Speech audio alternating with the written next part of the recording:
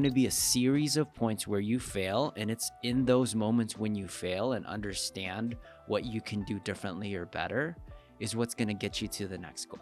And the way you can do this is replacing your SMART goals into something called NICE goals. SMART goals are specific, measurable, achievable, relevant, and time-bound. Example can be, I want to lose 30 pounds over the next 6 months. While it works for a lot of athletes, I think there's a better way to do it that gets you to really enjoy the process more and really disconnecting the outcome. And it's the NICE goals. And NICE goal stands for near term, input-based, controllable, and energizing. And there are so many different ways you can do this. If you want to lose the 30 plus pounds, let's go ahead and shift the pounds into maybe for the next 7 days, it's near term. I'm going to move for 45 minutes. You have something that is input based, and then it's controllable because it's up to you. And those 45 minutes is something that I truly enjoy. It's energizing. So it could be running. It could be walking and listening to a podcast. It could be playing with your kids. The 5-finger framework. You have to slap yourself if you forget it. That's how you can remember it. The pinky is pinky promise that you will reflect on the past and learn from it. The ring finger is marry the process, divorce the outcome. The middle finger is F the scale and start looking at other variables. The pointing finger is point at the person that has complete control of this, which is you. And then the thumbs is 2, 1. Losing weight is never a linear journey. In fact, you're going to have some hurdles, you're going to have some challenges and adversities along the way. But what if you can bypass some of these challenges so you can not only make this journey a little bit easier for you, but possibly even faster? For those of you guys visiting us for the first time, I am Coach Royce. This is Coach Tara. We run 2 brick and mortar facilities here in Las Vegas. I've been a trainer for years. She's been a dietitian for years. And together we have collectively helped hundreds of clients lose weight. We've seen the successes, but we also have seen the setbacks. And I want to talk about those setbacks more specifically. And I want to go over the top 5 mistakes people make when they are entering their weight loss journey. So I'm pumped. You ready to do this? I am. Okay, I'm so super excited. And guys, we've built this framework, and it is going to sound a little bit cheesy, but for the most part, we want it to sound cheesy so you can not only utilize it into your journey, but also remember it. Yeah. So let's do it. Let's do it. So you came to me a few weeks ago telling me about this framework, and that's, I feel like, your specialty. You're able to really see big picture and put this into frameworks that people can easily remember. So what you came to me with a few weeks ago, I was like, oh, how have I not thought about this before? And what you called it is the 5-finger framework. So if you could, what is the first finger in the 5-finger framework? The first finger in the 5-finger framework is going to be your pinky. And the way you can remember this is pinky promise yourself that you will listen to your past. And one of the biggest mistakes that I see with athletes is they never visit the past, or they never spend enough time in the past. And what I mean by that is really understanding the picture as a whole. What are the things that worked really well? What are things that didn't work? Why did you gain all the weight? Have you lost weight before? They don't spend enough time there. And I find often that there's some good parts about it. If they've lost it before, there are some key things that they can actually utilize and use as a tool and bring it forward. And also, maybe if they gained it all back, they can understand why it didn't work and what they can do differently. Right? A lot of times I see the athletes do almost the exact same thing or do something completely different, but they already have things that already worked in the past. Yeah. I don't think people are taking a lot of time to think about it. When they are to that pain point, they're ready to just go and just move maybe in a new direction. But often, like you said, if you go back in the past, you're going to be able to basically kind of farm these ideas of what worked well, what didn't work well, and make it more individual to you, to your journey going forward. Exactly. Yeah. I see oftentimes that I like the whole term of when you get knocked down, you get right back up. Mm-hmm. But immediately getting back up sometimes can be a disadvantage. Yeah.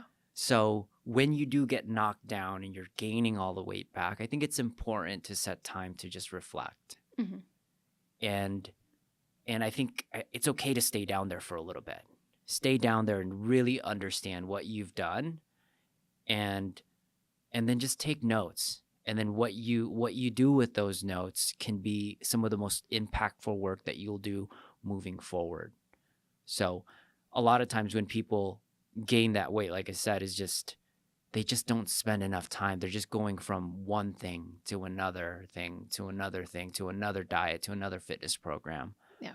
So I think there's actually a specific athlete that I'm thinking of that we are going to have on the show, and he's going to have his transformation so that he can explain how he was able to look in the past. He lost 100 pounds 3 different times. yeah. And because each time he actually took the time to see what was going on, there's such a clear pattern that when you guys hear about it, you're going to be like, wow, okay, that's a great example of somebody who actually went back and looked. And he was able to see the first time he lost weight, he did lose it, but he obviously gained it back. And he knows it was because he only had one aspect, which was calorie deficit. And he was very good at that, but he wasn't exercising. It wasn't the good kind of No, it wasn't the calorie. either. Right. It was grit your teeth and do this in And the just short not term. eat. Yeah. So when he was able to even look back on the second time, now he started working out. Mm-hmm. But it wasn't until he worked with you specifically that he focused on mindset. And because he was able to look back, he knew there was something missing, because he said, okay, I did the calorie deficit, and then I did the calorie deficit plus working out. And now what is that missing component when he came to you? And that was a lot of his mindset. And so having those, which is our kind of 3 pillars, and he was able to finally utilize that, and now has kept the weight off and feels like this is the most sustainable that he's ever felt in his weight loss journey. So I love that kind of pinky promise to yourself that you will look back at the entire good, bad, ugly, because it's emotional for him when you think back on the mistakes that you made, and it feels like it was a waste of time. And yet it's not, because if you use that to get curious, it will hopefully eventually lead to that sustainable weight loss that you're looking for. Yes. So Juan, I'm going to put a link right here if you're watching this in the future, but we are going to shoot that episode again. We did shoot that episode, and adversity hit, and it didn't load like it should, so we got to redo it again. So I'm really excited for you guys to really listen to his story,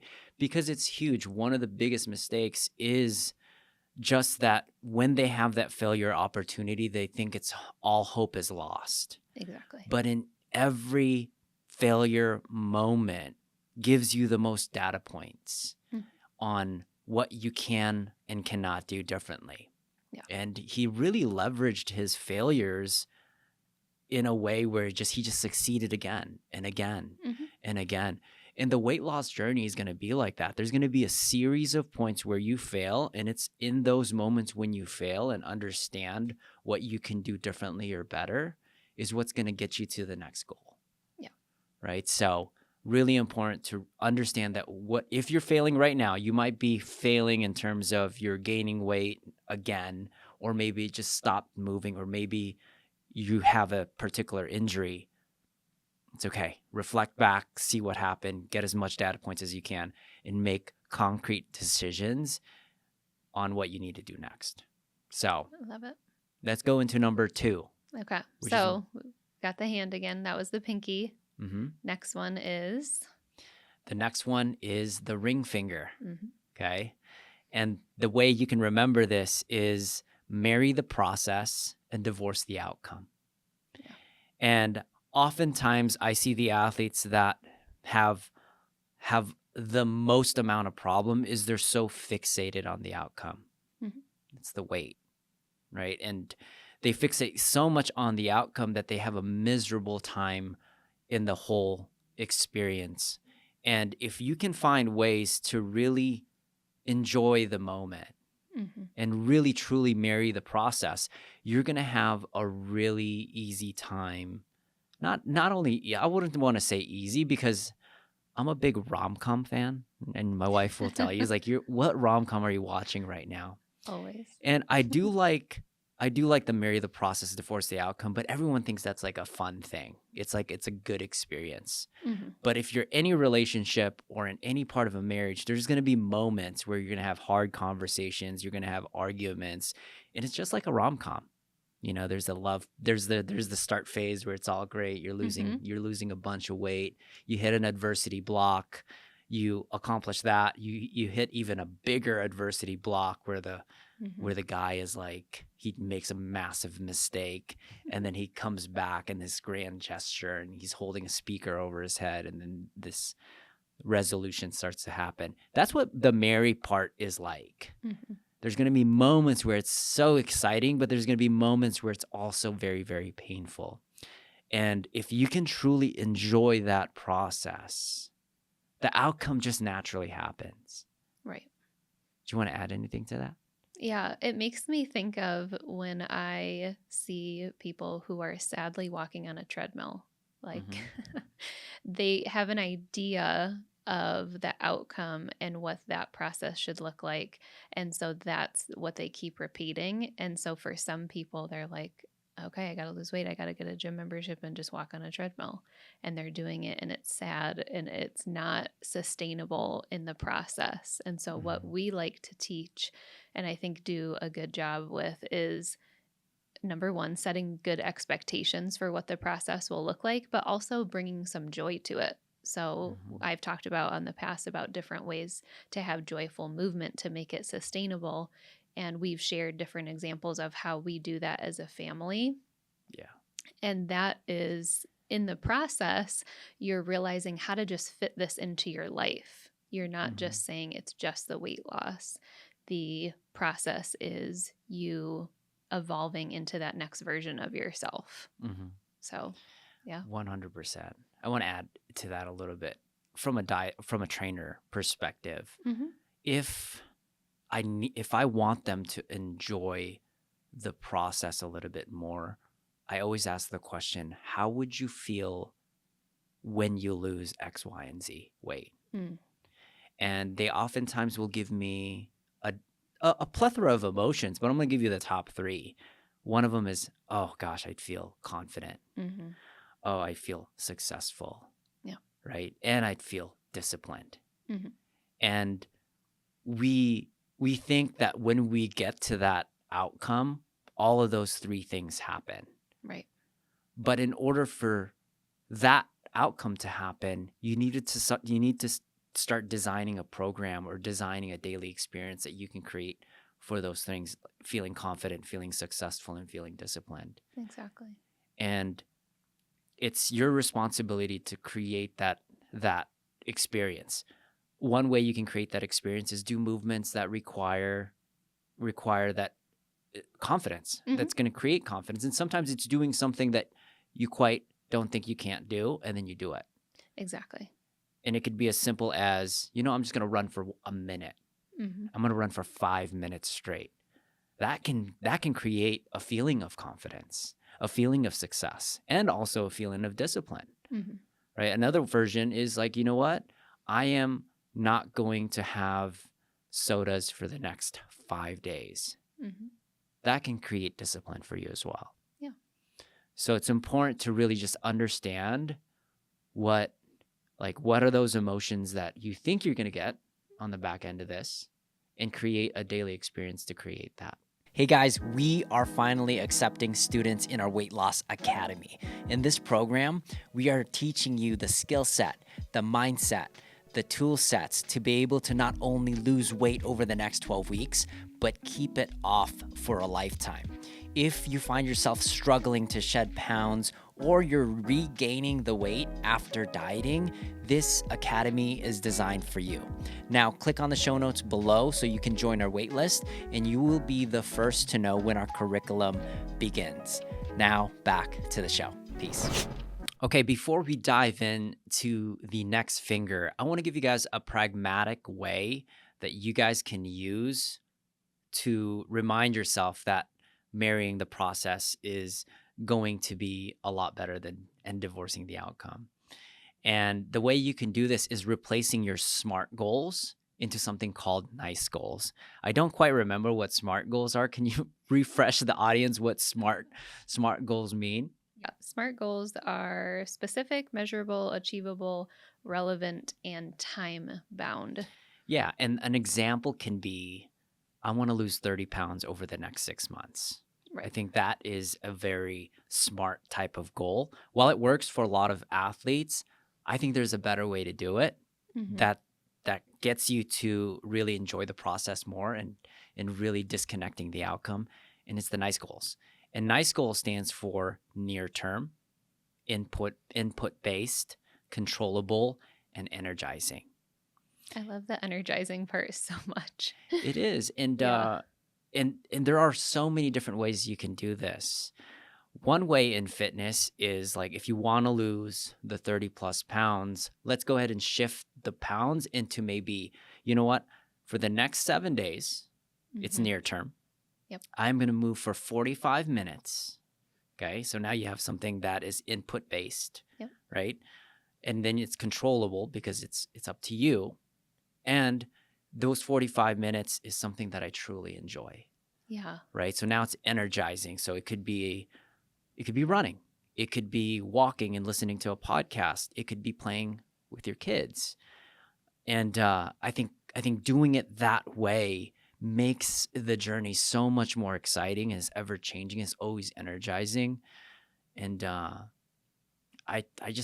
like to create goals that way for my clients, and they just tend to be more successful. I agree. And I see most of my clients in the beginning, at least when we work together on a weekly basis. And so you're right. We are not necessarily setting SMART goals. We're setting NICE goals Yeah. because we're seeing, all right, what's the focus between now and next week? We still have some sort of framework. We have something set. And a lot of the times when it comes to exercise, it's just like you said, we're picking a reasonable amount of time. 30 minutes, maybe 3 to 4 times a week.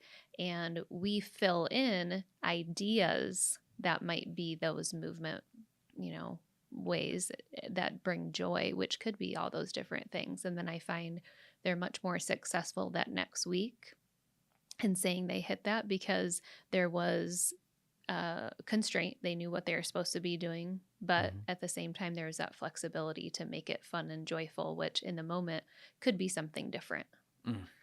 What's a NICE goal that you can do for nutrition? Kind of put you on the spot.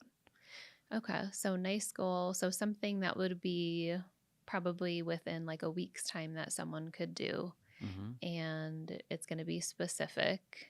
Oh, well, one of the outside of exercise and outside of hitting water goals, one of the main things that we work on is starting to build that plate method.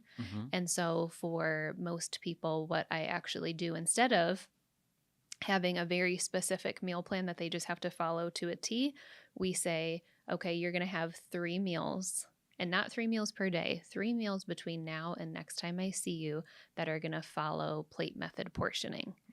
And all we talk about is the flavor profile that we're going to go for because we're going to get excited about what that looks like. Yeah. So we're going to say Tuesday is Taco Tuesday. Right. Wednesday is Italian. And then I ask them maybe one other flavor profile that they would be excited about. Some people are like, ooh, I want to do a stir fry. Right. Awesome. Okay, let's plan that for Thursday so we know it's going to happen. And that's usually going to drive variety for their food choices. It's flexible enough, though, so that they feel excited about it. And it doesn't feel like someone just said, you have to do it this way. So that I feel like is very energizing for people. Yeah. Yeah, initially in my stages, that first phase for them is always protein. Yeah. So I tell them, hey, pick your 3 most favorite proteins that's on this list, Hmm. and I need you to eat 3 palm sizes just for the first week. Yeah. And it's very low lift. Hmm. And it's relatively effective because they're eating enough protein so they're not as hungry. Yep. And they're also enjoying it. It's really exciting to see clients lose weight, and they're also excited in the process. Oh, yeah. And that can be addicting. And then when you can create an environment, an experience that's exciting and losing weight, Hmm. it becomes permanent. Yeah. And I think a lot of times we make a mistake when we create plans where they Hmm. hate it Yeah. and they're losing weight. Hmm. And that's just like the recipe of something that's just going to relapse, and then you gain all the weight back. And Yeah. oh man, yeah. So I that's thought of one more. yeah. Go ahead. Okay. Yeah, you can give me one more. Okay. So, one more thing that we work on, and we've talked about this before on here, is mindful eating. And what just came to me was I was actually in person yesterday teaching a class about mindful eating, and we Mm-hmm. did a mindful eating meditation. Mm-hmm. And this is something that sometimes I have for homework for my patients to do, even if it's just once a week. Yeah. And so I actually read a script to the patients to kind of guide them through. But when they're doing it on their own, I give them specific meditations to listen to where they really tune in. They close their eyes, they appreciate the food that's in front of them, thinking of where it came from, the work that it took to get it to their plate. They Mm-hmm. close their eyes, they keep it in their mouth for a while and just study the texture of it before they even take that first bite. And it was so much fun yesterday because someone was eating strawberries. Yeah. And when we got done and I said, okay, everybody, can you share your experience? This patient was like, that was the best strawberry I've ever eaten in my life. Yeah. And someone else said, have I ever even tasted chips before? Like he Yeah. was really studying the ridges and how it felt, the texture of it. And then someone else was eating bananas and they were like, oh my Mm-hmm. gosh, this was amazing. And what was so powerful is we didn't do anything different. They just took time to really sense what they were eating, Yeah. and their satisfaction went through the roof. They actually explained it as the intensity of the food was 10 to 100 times greater than they've ever Mm-hmm. experienced. And so that energizing piece can actually come from the enjoyment with food. Mm-hmm. And I love to work on that with people because they Yeah. go from eating, potentially in this kind of fad diet way where they're just eating something really sad from a list and they have to follow it. And they might also be doing it in an environment where they're distracted Yeah. and they're just eating quickly to a mindful Yeah. eating practice where the satisfaction has now gone up. They're energized, they're excited about those flavors. Yeah. And so that was so energizing for me It yesterday as is. well Yeah. to just see their reaction and know it's something that's free. It's something that's sustainable that you always have access to. I think that key word is just energizing. Yeah. I'm looking back because I've done so many diets, and there's so many versions where I have to eat so many vegetables. Hmm. And I'm relaying a scenario where I created a protein shake and I put all the broccoli and all the spinach. I even threw in some fish oils in there. Yeah. And you're not tasting that thing, you're chugging that thing. Right. And you're like, all right, 3, 2, 1, I'm just going to chug as much as I possibly can. And then just close my eyes and then do it all over again. Yeah. And that's not very energizing. Although I hit my checklist, I hit my vegetable count, I hit my fat count, I hit my protein count. Hmm. And that's another example. It's like, how can I enjoy the meal that I have that's also going to support what I'm trying to do? Yeah. And I often describe that as fullness versus satisfaction. Mm-hmm. And you can be full but not satisfied. Yeah. And so you can be seeking that satisfaction and want to continue to eat even after full because you're not satisfied. So you keep seeking that. Versus when I teach about mindful eating, we're trying to get that satisfaction and hit those goals along the way. And now it's a very powerful combination where they're satisfied and they're losing weight and it feels sustainable, not restrictive. It's so good. Yeah. Okay. I wanted to add one more thing because this is such a Okay. good part, Yeah. and we could put a lot of value into this. This is something deeper into their weight loss journey, Mhm. right? And we've talked about it before. It's replacing the cheat meal with a reward meal. That's a first key indication, Mhm. right? I always ask him, what are the top 10 of your favorite meals that you love, you need, you want? It's something like burgers and fries. It could be pizza. And I give them a challenge for that week to recreate that meal, Mhm. but make it as healthy as possible. Now the requirements are doesn't have to be completely healthy, but how can you make it 1%, 10%, 20%, 50% more healthier? Yeah. And let's experiment with that. So that is the challenge for them, is to recreate that pizza in a way maybe it's lower caloric in carbs, Yeah. Or they're right? creating it at home versus Yeah. getting it out. Or they're adding more vegetables to that. It Mhm. just makes it more exciting for them, so they get into this creative space. It was like, oh my gosh, I can't. I'm gonna try to put all my vegetables into that. Oh, these are my favorite vegetables. I'm gonna cut the carbs by maybe mixing it a little bit, making it a little bit more thin, Yeah, still and hitting protein. still hitting the protein. And they get energized and they get excited for it, Mhm. right? Because I was like, wait, I can have these meals. It was like, yeah, for sure, Yeah. right? But can we make it better? Yeah. And it's exciting for them. Even like they'll come back like, Royce, I tried this thing, it was awful. Do you have any recommendations? I only did cauliflower by itself. It just wasn't the same. It's like, why? Like, let's mix it. Mhm. Can we add cauliflower into the dough so it's not as just Mhm. like just that boring cauliflower crunch? And then they tried that and they're like, oh my gosh, that was way better than my regular crusts. And the experiment is also the enjoying part of it, and it's okay to laugh when we mess up. Oh yeah. We've made multiple meals together. I'm like that was poop, I right? know. And usually I don't say anything because I'm like, Hmm. I just made this meal. We're eating it. Yeah, But I can see on your face that you're like, okay. yeah, Like yeah. this is not okay. I'm like, oh dang it. The Okay. raw lasagna you fed me No, that that was one time, meatloaf. or yeah, meatloaf. I think a lot of people have heard that story actually. But I did accidentally feed Royce raw meatloaf, Hmm. and we've never had meatloaf again. This is early in our marriage too, Oh my where gosh. you're supposed to just smile and be like, this is great. And yeah, I don't think it was fully cooked all the way. No. And I was just plowing through it. And then you were like, you looked into it and you're like, oh my gosh, it's not even cooked. And I was like, Yeah, I was eating my piece that was fully cooked because it was an end piece, yeah. and looking at you mad that Hmm. you didn't like what I just took an hour to make. And Hmm. then as soon as I took a bite of yours, as soon as like it hit my lips, I was like, this is raw. Yeah. And yeah, I couldn't believe that you had been Eating eating it. it for 2 minutes Oh, just yeah. to satisfy me, just Yeah. to say that you were trying. But 100%, there's meals that we've had that, and now I'm not so defensive about it. I used to be, and Hmm. I also counsel couples on that, how to just be open to like Hmm. talking to each other, maybe not immediately after the meal, because after all of that hard work and you're trying to get your family together, and but take that time to plan together where you're like, yeah, I think let's change that meal a little bit, Hmm. Yeah. and finding recipes that you like as a family, saving those recipes. We always think we're going to remember, but if we actually have something to look at to say, here's our meals that we've had that we've enjoyed in the past. Yeah.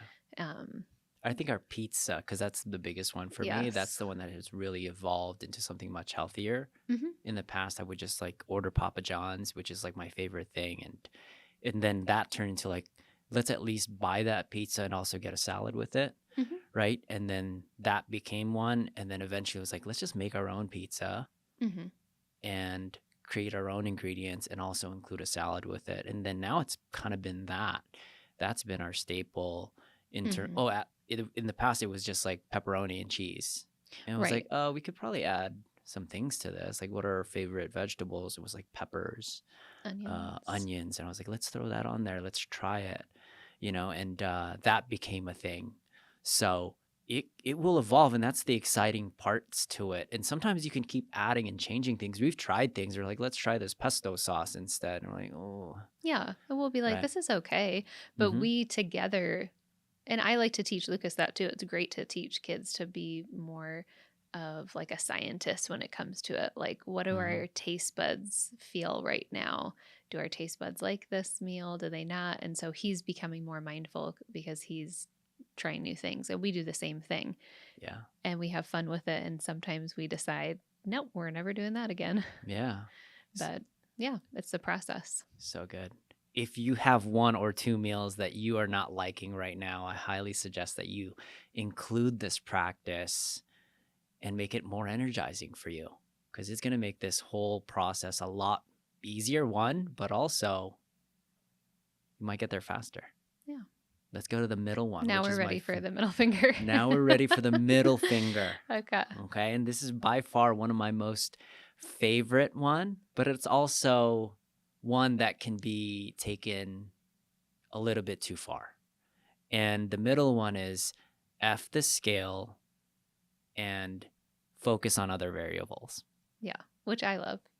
Okay. Yeah. So let's talk about nightmare clients really quick on why the scale can be so destructive in a dietitian practice, and I'll kind of share some of my trainer sides as well.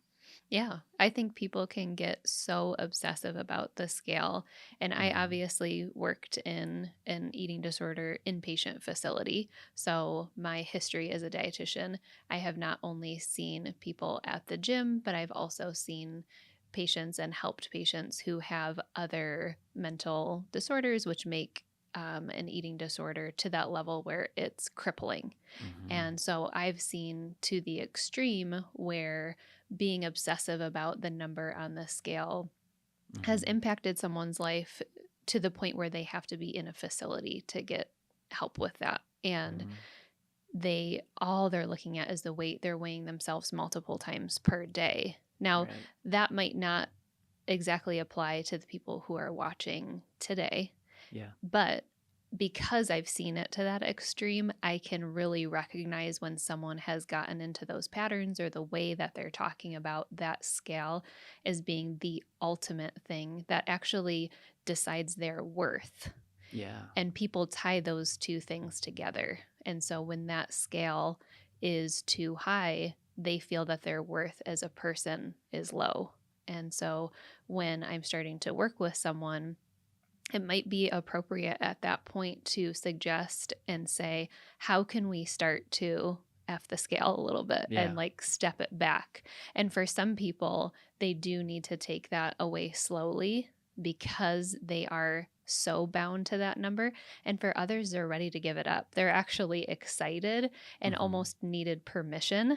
because they've been told that that number is so important. So when they hear from me as their dietitian, Mm-hmm. it's fine that you didn't weigh yourself last week. And they're like, really? Because it felt good to just not. I've been focused on the goals that we've been setting together. Yeah. And I just want to focus on that. I'm realizing now that that's more important and how I'm feeling and how confident I am when I accomplish those goals and not did my weight go down 0.5 of a pound and now I'm disappointed in myself. Yeah. I love metrics and I hate it at the same time. Yeah. But sometimes just want to add one more piece to this. F Mm-hmm. the scale. It's F the thoughts around the scale. Yeah. Is what I really want to talk about. Because oftentimes when I do start a weight loss journey, it's really important for me as a practitioner. It's really important for you as a practitioner to understand where their weight is at, especially if we're prescribing something that has lower caloric deficit. Yeah. Right? Because we want to know we're doing our jobs correctly. Mm-hmm. Now, for someone that needs to lose 50 to 60 pounds, that's easy. So that first 2 or 3 weeks, they're doing everything right. Their steps are up. Their water content is up. They're following the plate method. They're eating more vegetables, so on and so forth. And then they lose 2 or 3 pounds. Yeah. And then they look at the scale and they're so happy. And they're so like, yeah, let's go. Let's keep going. They do it the second week. They lose another 2 or 3 pounds. They go to Mm-hmm. third week, fourth week, fifth week, sixth week. Only around like the 12-week mark when they ultimately get closer to where their actual weight is when that F the scale moment really comes into play. Because this is what I often see. They do everything right. They get stronger, they're losing the weight, they're getting the steps, and then they see the scale go up. Yeah. And this is where it's critical for a trainer to really give them an idea of what they need in terms of like what their thought pattern is around it. Because a lot of times they hop onto that scale and they're like, F it, it's not working, I quit. Yeah. And I'm like, what is happening right now? Like, this is, for me, it's an exciting phase because I always remind them the moment that your weight starts fluctuating at a high level, like 5 to 10 pounds in a week, you're actually going the right path. And if you are a fit person right now, or you know someone that's fit, it's fun to just experiment. Like, hey, let's measure. Like, I'm just curious, how much weight do you fluctuate in an hour? It's a really fun experiment. And for those of you guys want to know exactly how much weight I can fluctuate in a day, it's somewhere around 15 to 20 pounds. It's because I do so much conditioning and I'm losing so much water. And for someone that is like in a weight loss, you're like, oh, that's awesome. But it's not necessarily the case. I'm just really dehydrated at the end of my workouts, right? And if you are like 50 pounds, you're not going to have overweight. You're not going to have those greater fluctuations, at least what I've seen with my athletes. The ones that fluctuate the most are often have less body fat. So when you start seeing that weight jump up and down, it's important not to be scared. It's important to be like, oh, am I getting closer to that? I'm doing everything right. Could it be possible that my body fat is starting to decrease? And that's where it becomes so important that the thoughts around the scale to me is even more critical. Yeah. So, but then are some athletes that they don't even know what their thoughts are. So I say F the scale entirely, and let's just focus on the input-based stuff that we were talking about.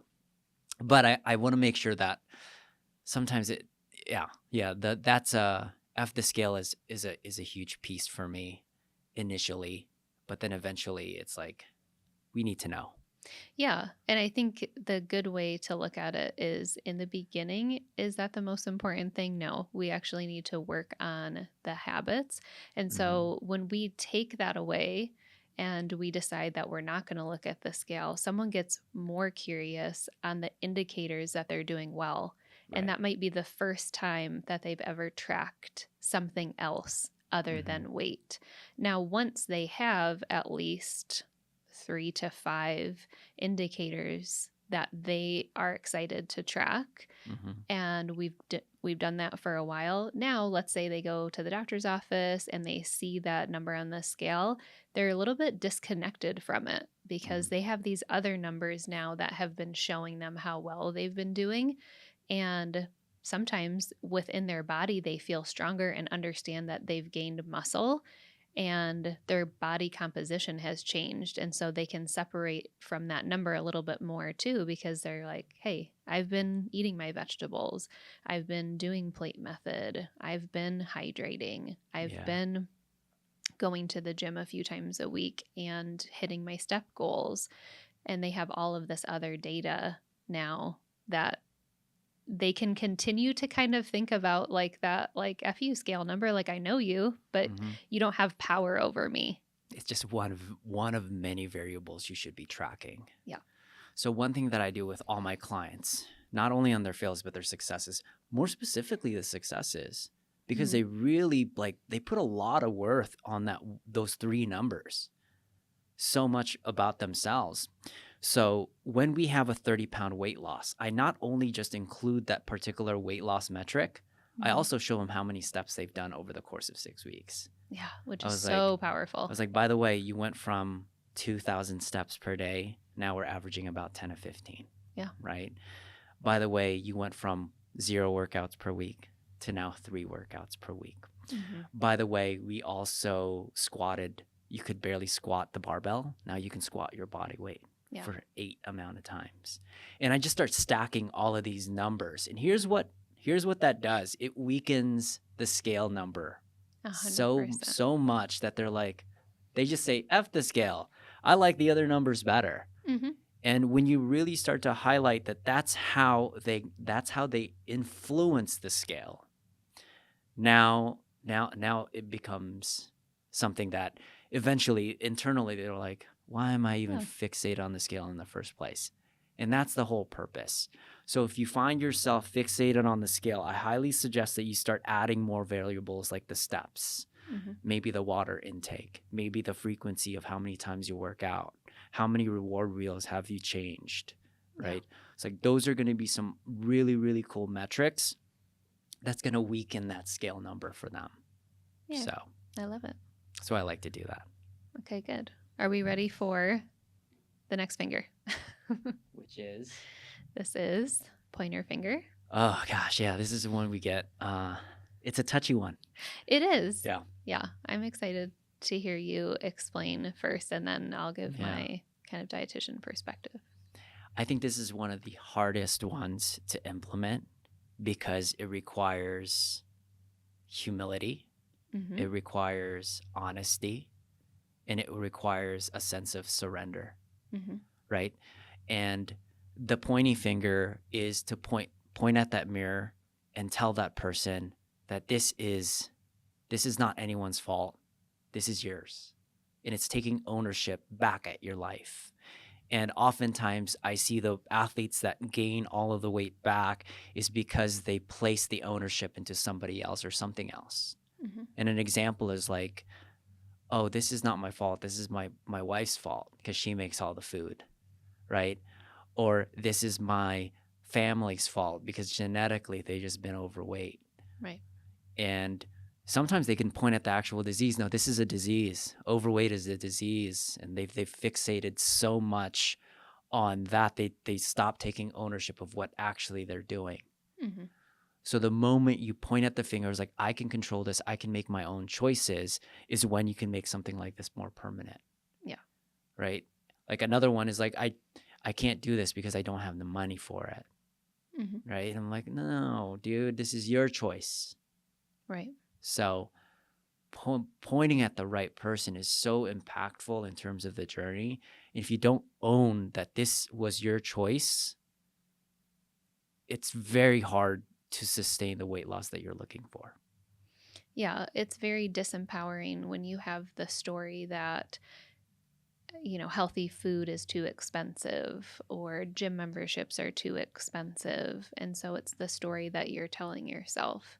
And so sometimes I'll present this to people and we call them non-modifiable risk factors. So there are some things that when we look at research, you're not going to be able to change. So your age, your sex, and genetics. Right.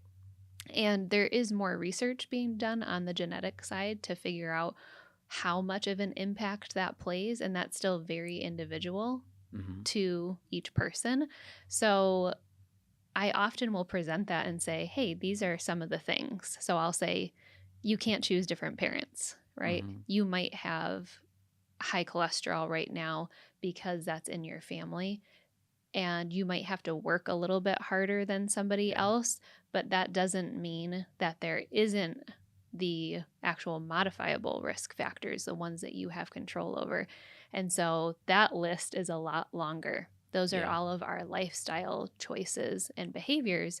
But what can happen is if you rely on that story of, well, I'm older now. Yeah.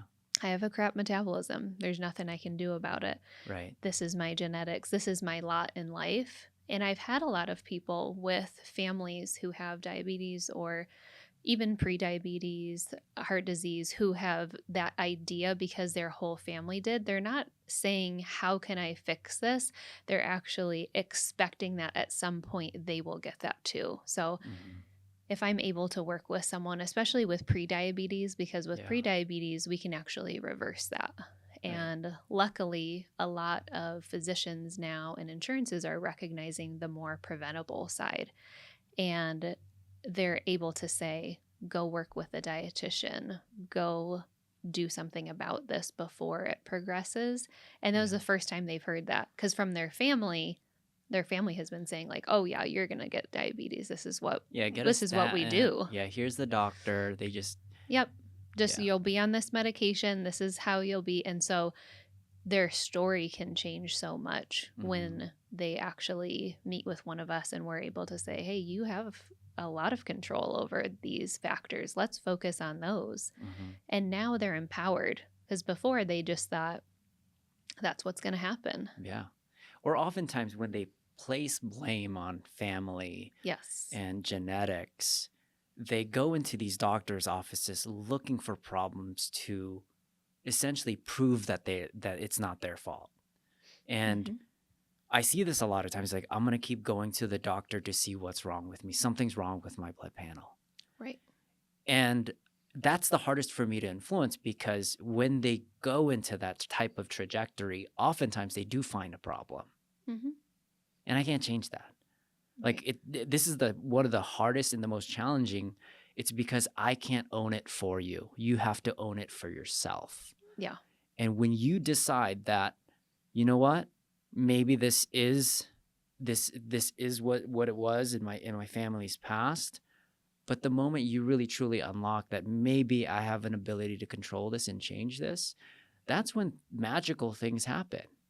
Yeah. That's the whole concept of studies about placebo effects, Hmm. right? If there's a placebo effect that a medicine can work, a placebo effect can do the exact opposite as well, Right. right? So once you grasp that, you know what, this is me, that person in front of the mirror, I can control, it really shapes your actions too, right? 100%. Instead of going to the doctor seeing all of these mistakes, you spending hours and hours and hours and hours on that. Now you're spending hours on studying what you can do or Hmm. doing what you can do. I'm doing my steps, I'm changing my nutrition, I'm surrounding myself with good people, I'm breaking my own limiting beliefs, so on and so forth. It starts to shape your body in an entirely different way. Yeah. And it improves your quality of life as Hmm. well, which is huge. So even if you do have heart disease or you do have diabetes, the fact that you have so much control over managing and Hmm. working towards, like you said, all of those factors that you do have control over. And so, yeah, it is a big mistake to look at everyone but yourself. And I think that it's easy to do that because it doesn't feel good to look at ourselves and examine ourselves. And so sometimes you might need that coach, right? Yeah. Because I like to support people when they start to do that. And usually it's by asking really good questions. I start to ask a lot of questions to them and they start to reveal to themselves, like, yeah, I guess I haven't been doing that. Because when I'm Yeah. like, well, have you hit your water goals or have you tracked your water before? I'll even just start with simple questions like, can you tell me about how many vegetables you eat per day? If you had to give me Hmm. an estimation, one serving size is about your fist. How many fists of vegetables are you getting per day? Right. Um, when they're usually like 0 to 1, Hmm. then I'm like, okay, so we could work on that. Hmm. Okay, what about fruit? Okay, how much protein are you getting? Now we start to get into some specifics, and by asking those questions, they start to see, oh, yeah, I can be doing those things. Yeah. Yeah, that's so good. Here's another one I wanted to add because we get a lot of parents, Hmm. and I'll get parents come back to me and they're like, yeah, I gained 30, 40 pounds. You know what it's like? It's the kids. Yeah. And I'm like, no, I have kids. Yeah. You can gain weight for sure, but you put blame on the kids that's causing you to gain the weight. Hmm. And the way I asked them, I was like, well, yeah, that can be true. I gained a little bit of weight for sure when I had Lucas. Do you know any other parents that are healthy with more kids than you? Hmm. And it really just pokes a hole. Yeah. And that's it. And that might be the biggest work that I can do for that day. Hmm. And they're like, I do. Yeah, I got a buddy named Sam. He's shredded. He has like 7 kids. I don't understand. Hmm. He's like, well, what does he do differently? He's like, you know what? It's good to ask. I'm going to go ask him. Hmm. Right. And I think a lot of times we put blame on that. We put blame on money. We put blame on genetics. We put blame on time. It's when you start to point at the right person and the right blame, it's very empowering, but it's also a hard pill to swallow. It's why people don't do it. Yeah. It's easier to be like, yeah, it's my kids. Hmm. Yeah, it's my time. Yeah, it's my wife. Yeah, it's my parents. That's Right. easy. But if weight loss was easy, every single person, there'd be 52+% of the world that wouldn't be obese, Right. right? So if it's difficult, some version of difficult, and that difficult is just acknowledging that I have control of this, I made these mistakes, you're actually going the right path. Love it. So let's go to the last one, Yay. Thumbs up. the thumbs up, the last one. Okay. This is another one that I see often. And the thumbs up represents surrounding yourself with like-minded type of people, Hmm. or getting advice by like-minded type of people. And what I mean by that is when people, one example that's coming into my head is an injury that happens in the process of you getting healthy. Hmm. Because one, you're losing a bunch of weight, you're learning new movements. The movements get excited. You get excited about these movements, so you challenge it. You might not have the recovery protocols for it. Maybe you're not consuming enough protein for it, and you start to manifest injuries. Yeah. And then these injuries, you get advice from people that don't work out. Hmm. Like for instance, my parents. I love my parents to death, but it's like, you're working out too hard. Your body, you're not supposed to do that. And a lot of times when you surround yourself with people and giving you that type of advice, you're going to be pulled right back to your old self. What I recommend is surrounding yourself with people that are challenging themselves. They might have those same predisposition in terms of genetics, like what you say, but they're going through the problem and then they're handling it. I think is so important. You need to surround yourself with, if you're trying to lose weight, surround yourself with people that's lost weight. Yeah. Or continually losing weight. Yeah, I love this. And I always ask at almost each visit is what is your support for this next week? Who's going to be your support person? Because if someone continuously answers that they don't really have a support person, then we start to create that for them. That might be a busy mom who's working from home and who has realized that they've been isolating for the past few years. And pre-COVID, they were going in person to a gym or a group with friends. They were walking with friends. And so we start to build that in. Hey, can you make a phone call to that friend that you used to walk with? Are they still walking? Yeah. And they're like, yeah, they are. Okay. So can you hop in with them? And this is something that I think is great and makes it sustainable as well, because you're now finding that energized, activity again. So back to that energizing activity, how can you do it with someone else? And how can you surround yourself with somebody else who's along that same journey? You're going to get farther a lot faster when you do it that way. That's why I'm a huge proponent of group style workouts. And that's why they do work. It's not just the modality and the fitness and the cardio that they're doing. That's important. But what they're missing is the transitions in the talks. It's the transition when you're experiencing a knee injury and then you're having a conversation with another person that's like, oh my gosh, I had that same knee injury. This is what coach taught me how to do. And it fixed it over 3 weeks. You're not going to get that same response from a person that doesn't work out. Yeah. So it's really important to surround yourself with people that are in the trenches with you, because what you're experiencing, if you don't have other people that are experiencing that, they're going to give you what they think. 100%. And for myself, this is a really important part of my health. And something that I'm doing right now is I have a text group, me and two of my close friends. We have a goal right now. We're training for a 5K. And so we're using the Couch to 5K program. Right. If anybody knows what that is. And it's very simple. We know what we're supposed to be doing in the week, but without the text thread from those two girls, I would not have been able to, for the last 4 weeks, be consistent with my goal. There was for sure days that I would have skipped those Mm-hmm. training. And now we're not training together necessarily. So I think this is where people are also thinking, I can't meet up with these people every time. I have to have a gym buddy and their schedule is different than mine. Yeah. That's not a requirement. Yeah. If I can, expose to them, wait a second, you could actually just have a group, text Mm-hmm. message with one, two, could be a few more people, and you have a joint goal that you all are trying to do together. And the only requirement of that group is that you post when you accomplish what you're supposed to for the week. So Yeah. we've got 3 running sessions that we do per week, and we post those to each other. Right. And then what we're doing is we're congratulating each other. We're kind of telling each other too, like how it went. Cause some Mm-hmm. days I feel like I'm a gazelle and I'm like, yeah, that felt great.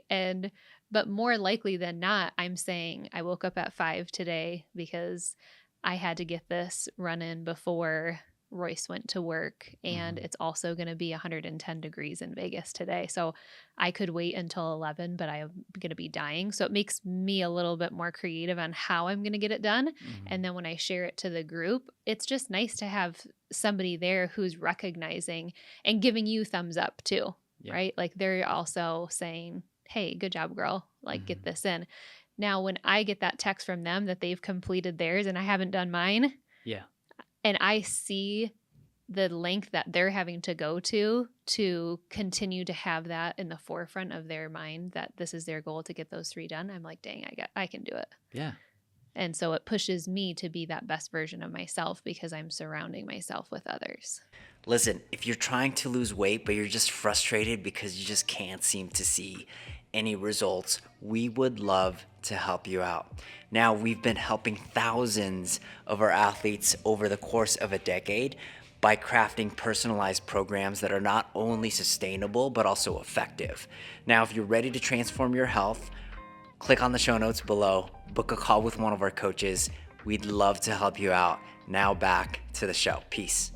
Yes, if you're doing this by yourself, your excuses are going to get stronger and stronger and stronger. Yep. But when you're with people that are doing the challenge, facing the adversities, overcoming whatever's in front of them, your excuses get so weak that you just keep tackling the next goal. Yeah.